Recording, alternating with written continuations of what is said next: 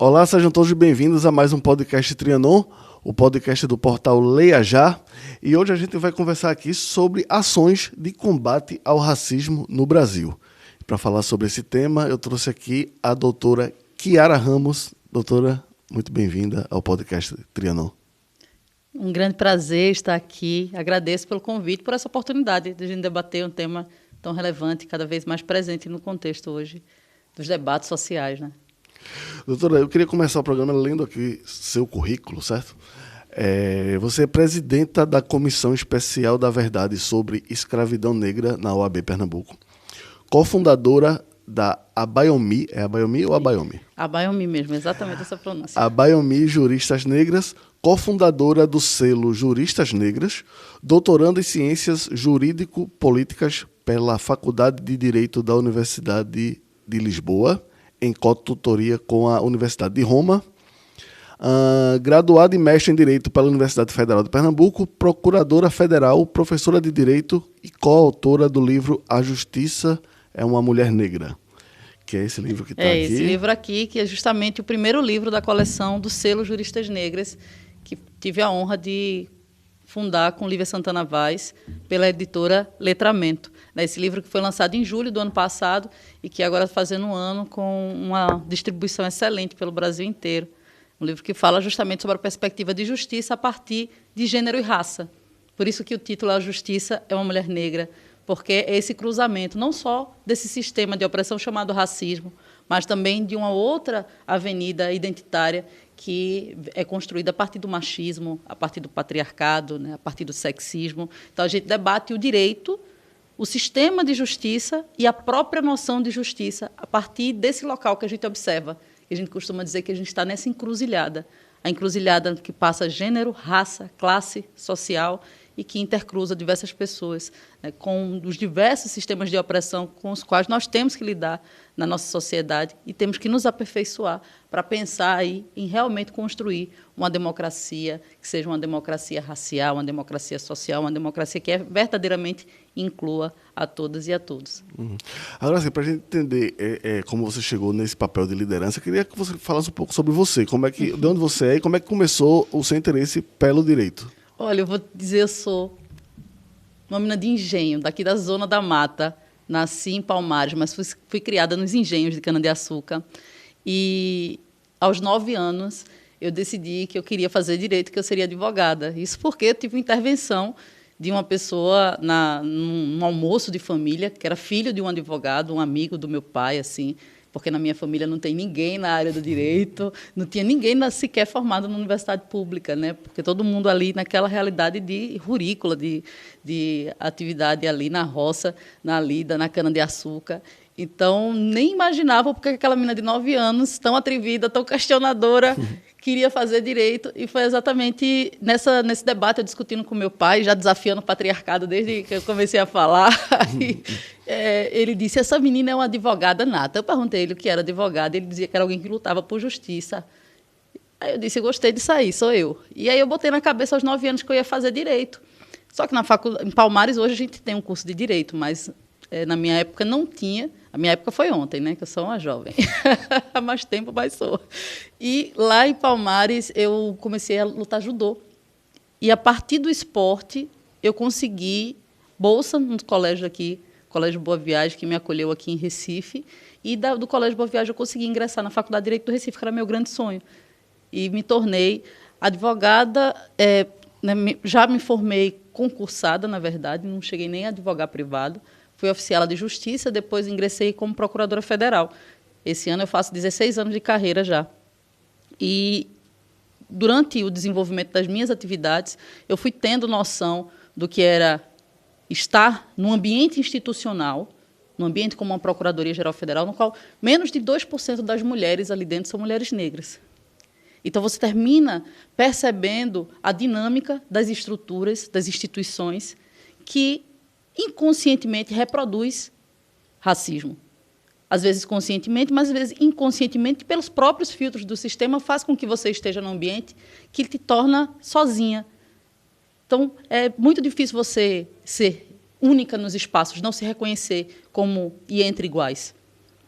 E isso fez com que, cada vez mais, eu fosse me aproximando dessa necessidade de voltar às minhas origens, de nunca esquecer de onde eu vim, de onde eu saí, da família da qual eu venho, e me juntar com outras mulheres negras de outras áreas, de outros órgãos públicos, da advocacia privada, e formar um grande movimento, um movimento de juristas negras que lutam para a transformação mesmo da justiça desse país, para que a gente tenha inclusão em todos os aspectos, em todos os níveis da sociedade, né, e, sobretudo, representatividade nesses espaços de poder. Esse é um dos temas principais das nossas organizações de juristas negras, que tem esse nascimento aqui em Pernambuco, com a Biomi Juristas Negras, e que hoje se estende pelo Brasil, inclusive inspirando o surgimento de outros movimentos de juristas negras também, que aí vem pleitear coletivamente esses espaços, que são espaços que, quando ocupados por pessoas que vêm de outras origens, de outras realidades, se tornam um espaço mais plural, portanto,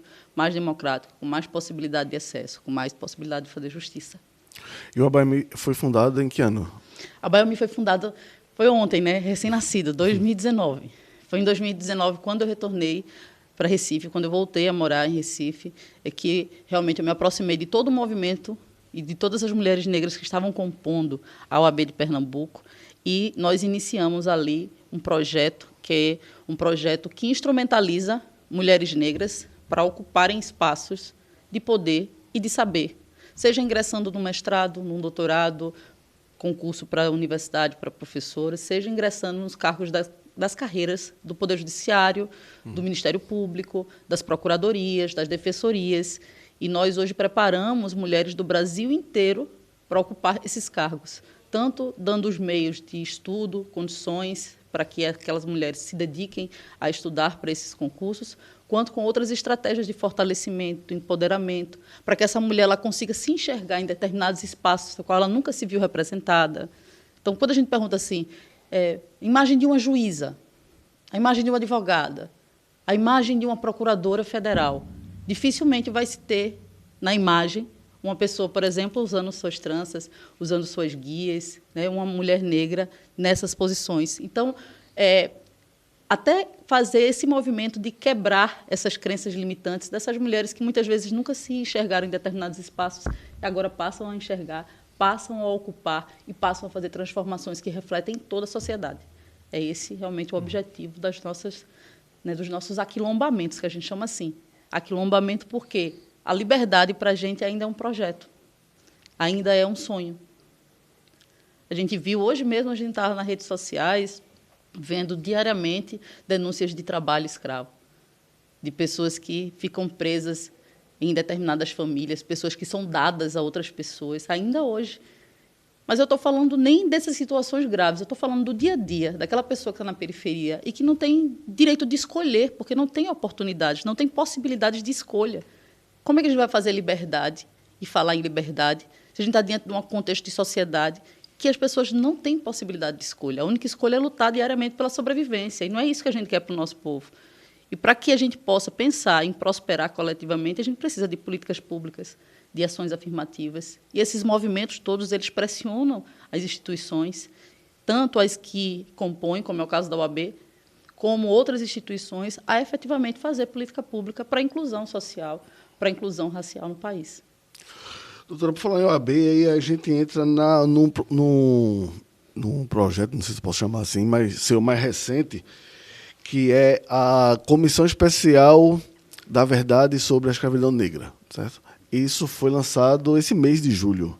Esse mês de julho. O mês de julho é muito potente, porque o mês de julho é um mês que a gente dedica a discutir gênero e raça. É o mês da mulher negra, latino-americana e caribenha, é o mês que tem o dia 25 de julho, que é o dia Teresa de Benguela, que faz referência a todas essas mulheres negras assim, que estão na história como mulheres que construíram quilombos, como mulheres guerreiras, como mulheres que lutaram pela liberdade do seu povo.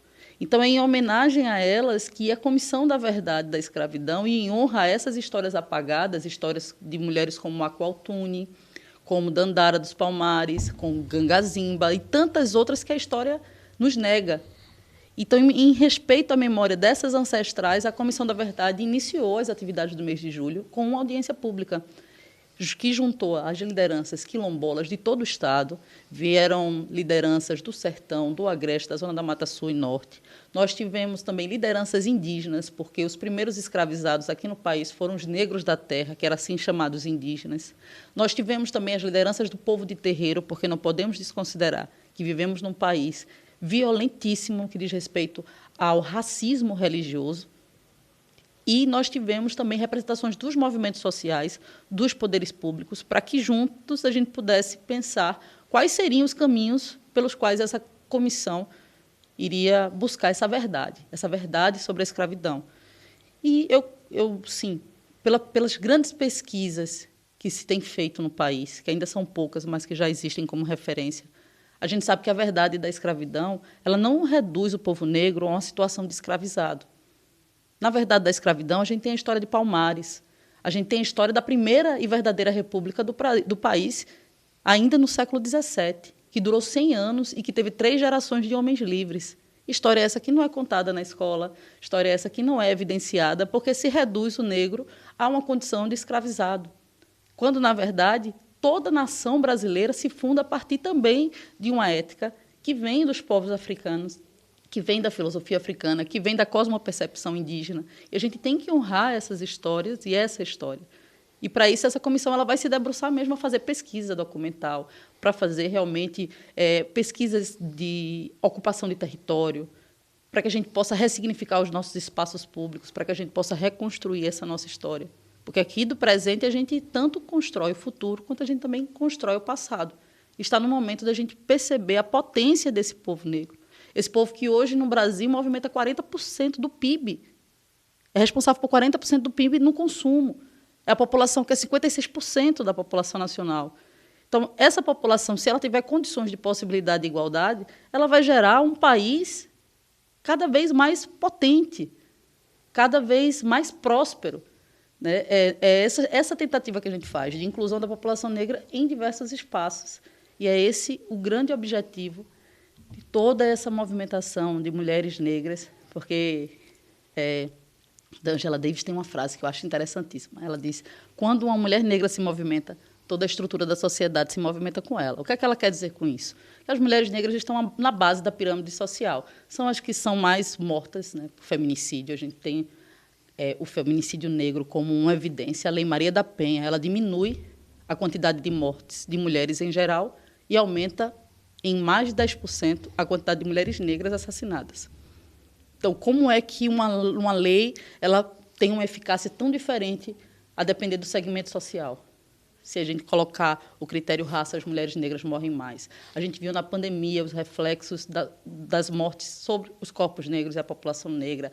A gente tem as questões relativas à própria segurança pública, que vai ser tema de debate na OAB também, com relação ao genocídio da população negra, que não é uma invencionice dos movimentos negros. Se a gente for estudar, é realmente um projeto político de extermínio que inicia na proclamação da nossa República, com normas que prevêem isso, com políticas de Estado que buscam exterminar uma parcela da população para que o país fosse mais branco. Isso não é negado, isso está na nossa história. Então, todos esses movimentos eles vêm com esses objetivos de discutir o racismo não naquele nível apenas da ofensa, porque muitas vezes a gente tenta reduzir o discurso a isso. A gente tenta dizer, não, olha, fulano xingou o outro de macaco, que é uma coisa... Fulano xingou de preto não sei o quê. E isso se reduz o debate ao racismo como se fosse uma questão de falta de educação, uma questão individual, uma questão entre... Mas não é sobre isso que a gente está falando. A gente está falando sobre entrar no Congresso Nacional e não ter homens e mulheres negras numa representatividade adequada. É você entrar no Supremo Tribunal Federal e não ter nenhum daqueles ministros e ministras negros. É você entrar em todos os nossos tribunais superiores e a representatividade ser mínima. É se entrar em todas as assembleias legislativas dos estados, das câmaras municipais e ter essa mesma realidade.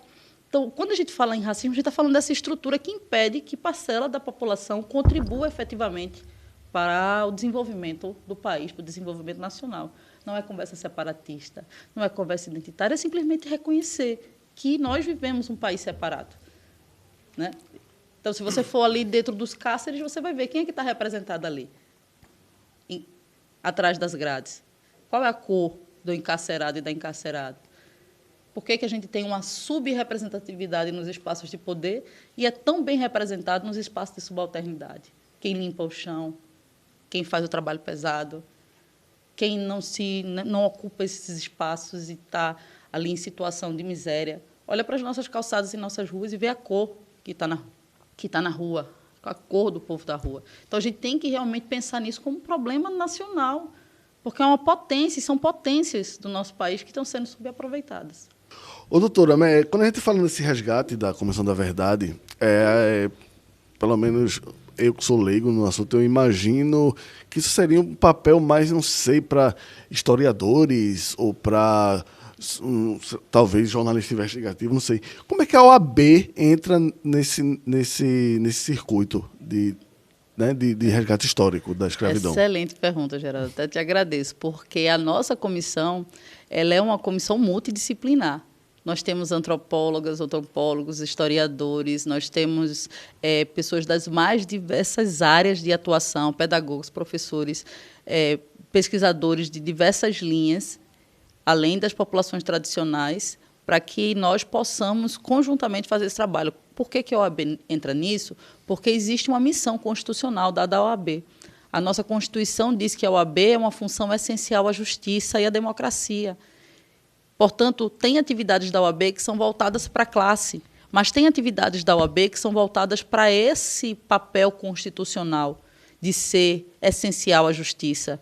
E não existe justiça se não existir o enfrentamento de problemas como esse, de problemas de exclusão, como o racismo provoca. Portanto, essa comissão ela é uma comissão de responsabilidade social da OAB que não se volta para a corporação, que não se volta para os próprios integrantes, né, os próprios advogados e advogadas, mas se volta para dar uma contribuição social como um papel constitucional desse órgão que, nessa linha, abrindo caminhos no sistema de justiça para enfrentar tabus como esse, falar sobre a escravidão e sobre a verdade que envolve os fatos, também traz a possibilidade de a gente influenciar todo o sistema de justiça para verificar quais são as possibilidades de, conjuntamente, nós construirmos estratégia para combater o racismo nas instituições, para que a gente tenha uma reparação histórica efetiva do nosso povo, para que exista realmente condições de possibilidade e de igualdade nas oportunidades para acesso a bens, para acesso a políticas públicas, para acesso à dignidade, à cidadania, que muitos dos nossos ainda estão nessa situação que a gente chama de subcidadania. Ou seja, entra no sistema apenas para receber as penas, apenas para receber o ônus, enquanto um pequeno grupo privilegiado recebe o bônus, sem receber em contrapartida as penalidades do sistema, o que a gente chama de sobrecidadania, conceito desenvolvido por um teórico aqui pernambucano, um dos maiores constitucionalistas do mundo, o professor Marcelo Neves. E eu creio que enquadra muito bem em todo esse contexto. Então, essa comissão da OAB sobre a verdade e da escravidão é uma comissão que se volta para fazer esse trabalho social, realmente. E tem o apoio de diversas organizações para o desenvolvimento desse trabalho, que não vai ser nada fácil, é uma grande responsabilidade. A gente está pensando em outras audiências públicas, em percorrer o Estado, em fazer audiências públicas perto das comunidades quilombolas do Sertão, do Agreste, da Zona da Mata Sul, da Zona da Mata Norte, e aqui visitar algumas da região metropolitana, porque a gente entende, principalmente, que esses remanescentes de quilombo e os terreiros têm muitas das nossas histórias, muitas das verdades que nós queremos alcançar a partir da tradição oral, sendo mantida a partir da tradição oral, o tipo de conhecimento que não vai estar escrito em lugar nenhum, e que a gente vai poder acessar fazendo também essa pesquisa e essa movimentação junto a essas comunidades. Doutora, depois de toda essa vivência e todo esse engajamento, assim, dizer que o Brasil é um país racista é chovendo molhado. Assim, eu queria uma pergunta, pode até parecer meio pessoal, mas assim, o que a gente tem hoje? A gente tem um Brasil mais racista ou é porque a gente vê mais casos de racismo porque também há um confronto de denúncia? O que está acontecendo é exatamente essa segunda opção.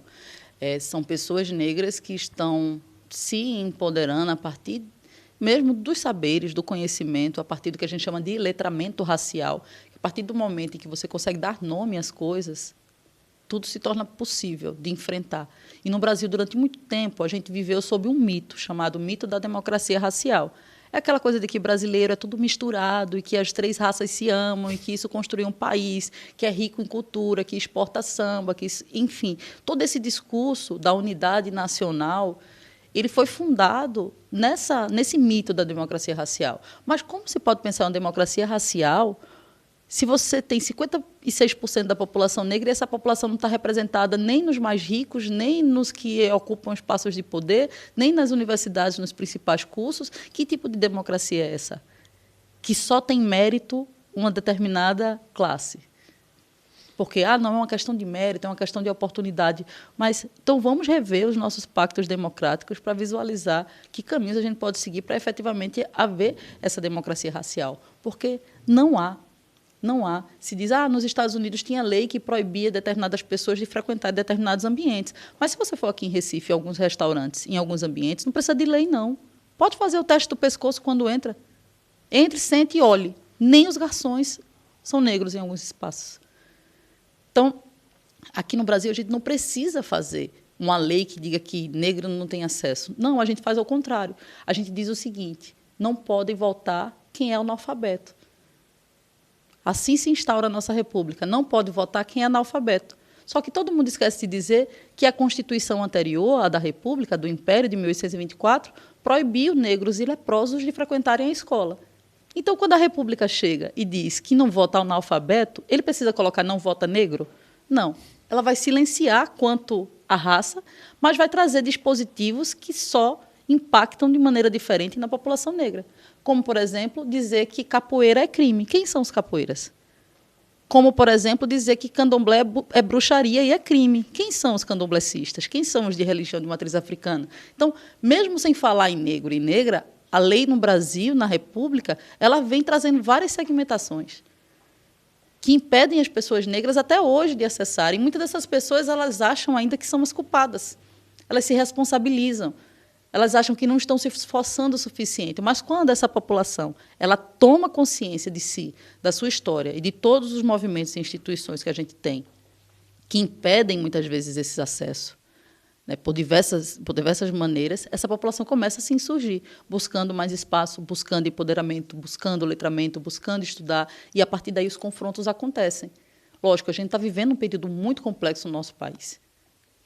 Nós vivemos um momento político social extremamente complexo. E, nesse momento político social extremamente complexo, a gente tem essas pessoas negras que começam a se formar mesmo, a ter um letramento racial.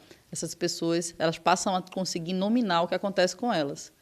Aquele segurança que segue na loja do supermercado, ela começa a perceber que aquilo tem um viés racial. O fato dela ter sido abordada pela polícia diversas vezes, enquanto os colegas brancos nunca são, começa a se perceber também que existe um viés racial. E essas pessoas começam a falar no sentido de dizer, não aceito mais isso, porque a minha condição é de ser humano igual a você, de cidadão brasileiro igual a você. E com esses confrontos parece que a gente vive um país ainda mais racista. Mas eu creio que agora os conflitos estão mais evidentes. Esse mito da democracia racial ele está se destruindo dia a dia. Ele não se mantém mais. Como você mesmo disse, é difícil hoje você dizer que no Brasil não existe racismo. Falar que o Brasil é racista é chover no molhado. E é sobre isso aí. A gente parece que está vivendo num país ainda mais, só que todos esses fatores contribuem para isso ficar mais evidente. E eu acho positivo que esteja mais evidente. Porque, estando mais evidente, esse problema não pode ser negado, como tanto foi durante décadas nesse país.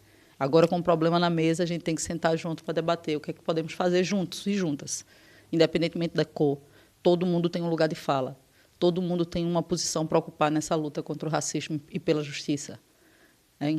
Homens brancos, enquanto homens brancos, que estejam desconstruindo o seu racismo, ele vai ter que se perceber inicialmente como uma pessoa que reproduz o racismo naturalmente e naturaliza aquilo sem sequer perceber, e começar a estudar a própria branquitude, e começar a entender o que é ser branco na sociedade brasileira. Porque a gente fala em relações raciais. Se a gente fala em relações raciais, nós estamos falando de 2 polos. O problema do racismo não é um problema do negro no Brasil. O problema do machismo não é um problema da mulher no Brasil. É um problema social que nós temos que sentar nos espaços públicos, nos espaços de poder, nos espaços coletivos e construir quais são as saídas e soluções para que a gente avance mesmo enquanto nação.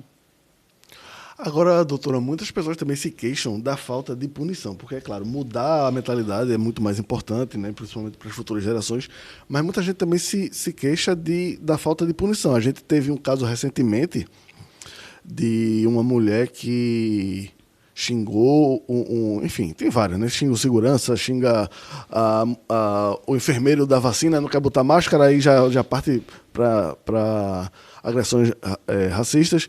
E essa pessoa ela é presa naquele primeiro momento, ela paga uma fiança e ela nunca mais responde por aquilo. Porque, assim, eu sou meio leigo nesse assunto, mas existe o crime de racismo e de injúria racial. Então, a injúria racial atenua o racismo, é isso? Hoje no Brasil, não. Hoje nós temos já solidificado que tanto a injúria racial quanto o racismo, ele tem o mesmo grau de gravame para a sociedade e para a pessoa que é ofendida. Tanto antes, por a Constituição falar o racismo é imprescritível e inafiançável, acreditava-se que só o racismo estava abarcado por essa imprescritibilidade, ou seja, crimes que não têm tempo para serem investigados e punidos, e o ser inafiançável. Mas, recentemente, o Supremo Tribunal Federal ele decidiu que também a injúria racial é imprescritível e inafiançável. Acontece que a gente vive um país que é conivente com o racismo. E isso também se reflete na estrutura do nosso próprio Poder Judiciário. Você está falando de uma pessoa que vai julgar e que poderia ter cometido aquele mesmo equívoco, como eles costumam falar. Ou aquela mesma brincadeira sem maldade, o famoso racismo recreativo, que é aceito pelos nossos tribunais. Foi uma brincadeira, não foi racismo. E então a gente tem um poder judiciário que é conivente ainda com o racismo. Portanto, a interpretação que é feita no sentido de favorecer e privilegiar quem pratica atos racistas. Mas eu creio que a punitividade, ela realmente não vai ser a solução para o nosso país. A gente precisa, por exemplo, de mais juízas negras.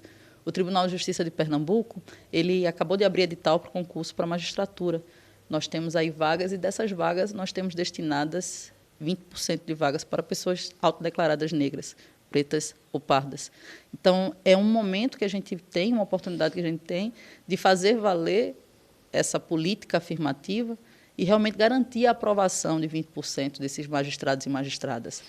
Porque se você tem na caneta uma pessoa que compreende o que é o racismo, ela jamais vai entender ou jamais vai aceitar uma possibilidade de racismo recreativo. E isso independentemente de serem homens negros ou mulheres negras, ou homens brancos ou mulheres brancas. A partir do momento em que o espaço fica mais plural, que você começa a conviver com pessoas que têm letramento racial, que começa a retirar o véu da ignorância, qualquer pessoa pode fazer a diferença. Só que a gente só consegue fazer a diferença quando os espaços forem mais plurais. Não adianta só curso, não adianta só formação. Precisamos de mais juízes e juízas negras, indígenas, LGBTQIA+, mulheres. Precisamos desses espaços plurais para que, efetivamente, a gente possa enfrentar essa questão. Porque o racismo, enquanto crime, é apenas um dos aspectos. Eu digo, é como se fosse uma doença e aquele fosse o sintoma visível, fosse a chaga que aparece no corpo. Mas a doença está corroendo tudo por dentro, antes daquela chaga aparecer, antes daquela ofensa acontecer, antes do crime acontecer. O crime é só um sintoma.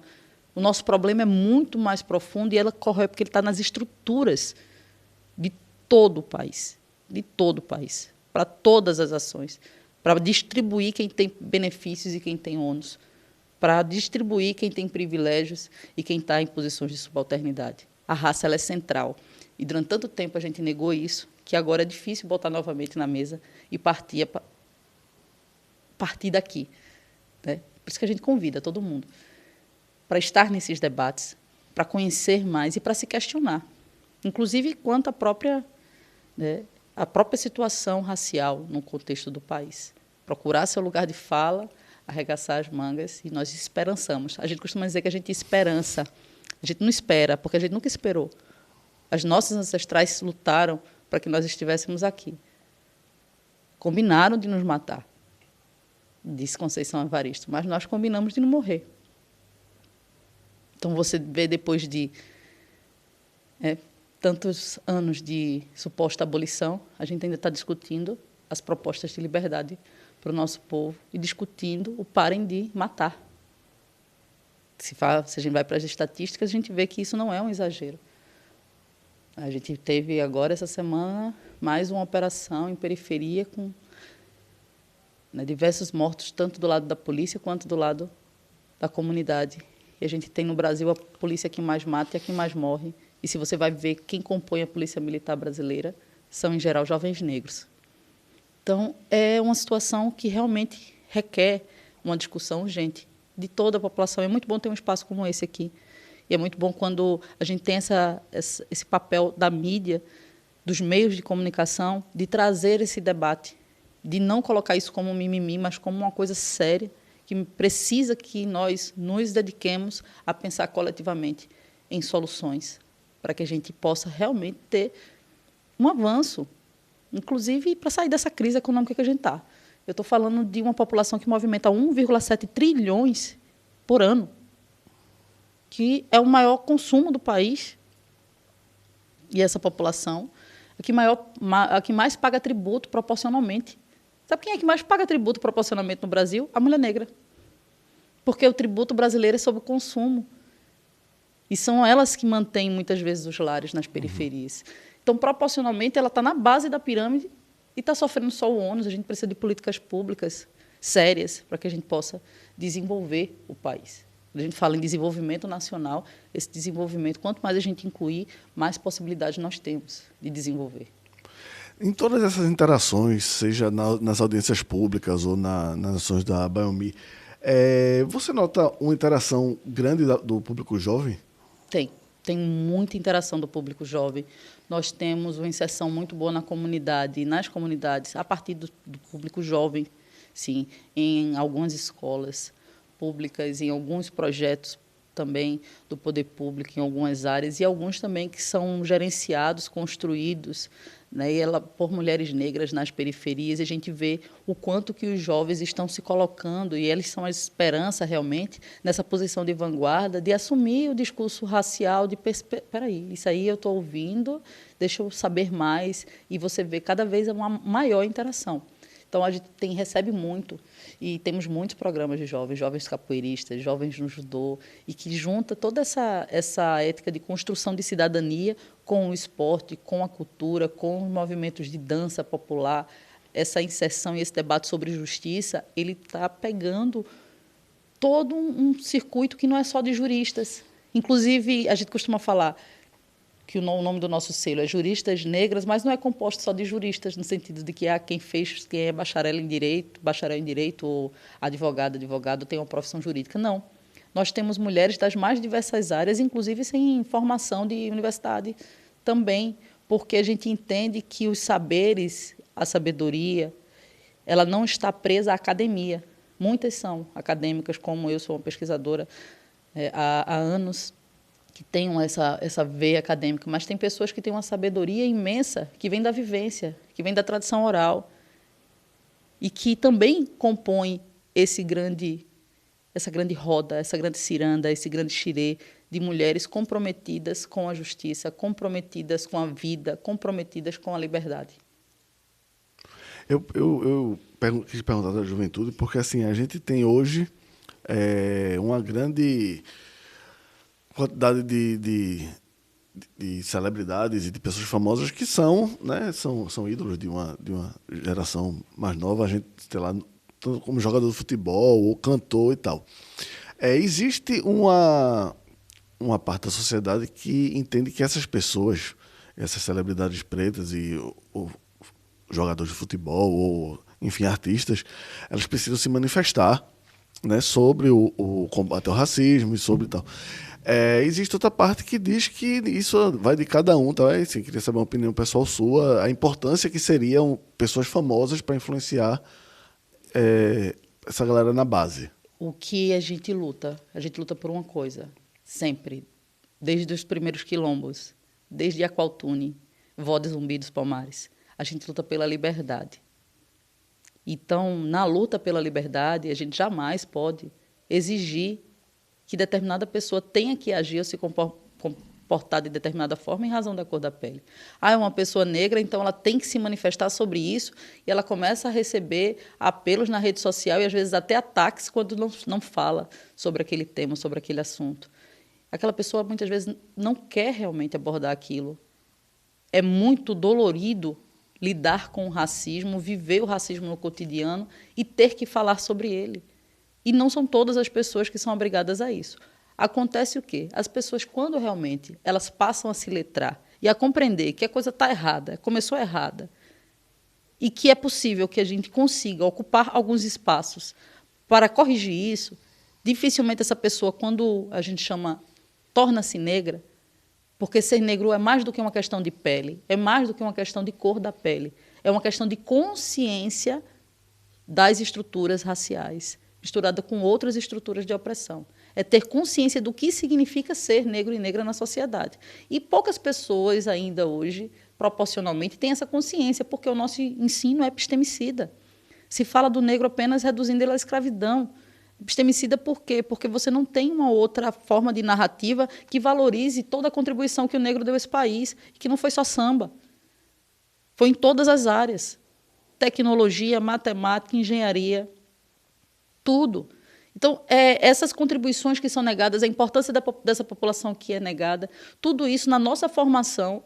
Eu terminei a minha faculdade inteira sem ter uma professora negra ou sem ter debate qualquer sobre raça e gênero, algo que é crucial para a formação do direito do nosso país.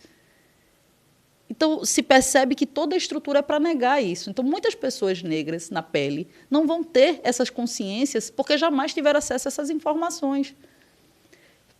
E acreditamos que quanto mais letradas as pessoas forem, quanto mais elas conseguirem entender, quanto mais tivermos educação nessa área, daí o poder da educação de história e filosofia africana nas escolas, é que essas pessoas vão conseguir, na posição que tiver, seja de celebridade, seja de procuradora, seja de juíza, seja de diretor de faculdade, na posição que ela tiver, seja de jornalista, ela vai fazer a diferença, porque ela vai estar comprometida com um projeto ancestral de realizar a justiça e de concluir o plano de liberdade, do plano palmarino de liberdade. A gente tem que reconstruir Palmares, e a gente não reconstrói sozinho.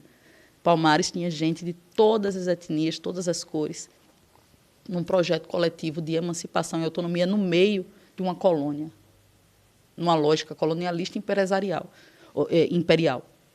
Nós tivemos ali um sopro de liberdade que ainda paira aqui sobre o nosso Pernambuco, nosso Nordeste, e é isso que a gente busca retomar.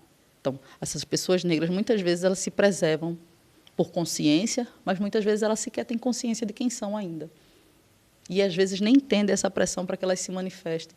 A partir do momento em que essas pessoas vão buscando informação, vão se empoderando. Por isso a importância do selo Juristas Negras também e de outras produções acadêmicas e não acadêmicas que estão se colocando agora para ensinar as pessoas a tornar-se negra e tornar-se negro, porque isso é uma conquista, a gente não nasce. A gente tem que se tornar nesse sentido. E uma vez que a gente se torna negra, a gente se compromete com essa reconstrução desse ideal de liberdade.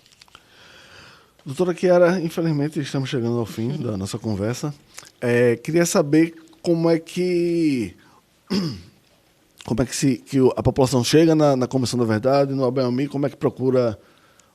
Perfeito. Olha, o nosso meio de comunicação mais eficiente são as redes sociais e os nossos e-mails. Então, a rede social que a gente mais utiliza é o Instagram, e nós temos lá no Instagram contatos para os nossos WhatsApps, para o site e para todo mais de informação. O Instagram da ABAOMI é @ABAOMI Juristas Negras, ABAOMI é com Y. ABAOMI é uma palavra tão bonita, ela significa encontro precioso. E significa o encontro de cada um de nós, mas também o encontro consigo mesma.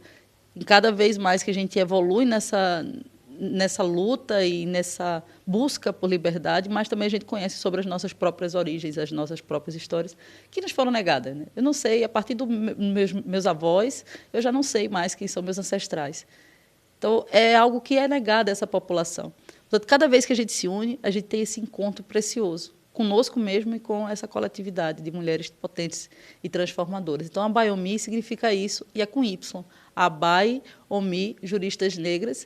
Mas colocar só Juristas Negras no Instagram chega na gente, porque o selo Juristas Negras também tem o perfil Juristas Negras, e é lá que a gente produz conhecimento. Se você está aí pesquisando sobre a temática de gênero e raça, quiser fazer parte da nossa coleção, também pode entrar em contato. A Comissão da Verdade da Escravidão, o Instagram é Verdade Escravidão PE, e nessa comissão ela é aberta à população em geral, ela é aberta às lideranças comunitárias, porque nós entendemos que todas as pessoas podem contribuir com essa comissão. E hoje nós temos essa possibilidade de incluir não advogados e advogadas. Como falei, o escopo dessa comissão é trazer esse trabalho social, esse debate e essa construção para que a gente pense em políticas públicas, né, o racismo. E todos e todas podem contribuir também. Inclusive, a gente está com uma campanha, porque, por exemplo, a Baiomi Juristas Negras, que trabalha fomentando mulheres negras a fazerem mestrado, doutorado ou a ingressarem no concurso público, a nossa principal meta esse ano é a aprovação de juízas para o Tribunal de Justiça de Pernambuco.